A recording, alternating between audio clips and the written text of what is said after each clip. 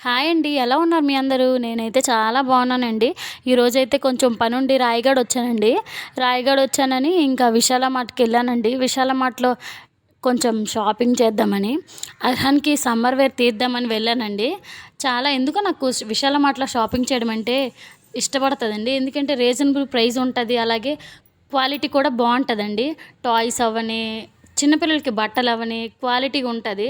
నేనైతే అర్హాన్‌కి ఎక్కువగా టాయ్స్ అయినా, లేదంటే బట్టలైనా ఎక్కువగా ఇందులోనే తీస్తాను మా బాబుకైతే. అలాగే నేను కూడా కొన్ని బట్టలు తీసుకున్నానండి.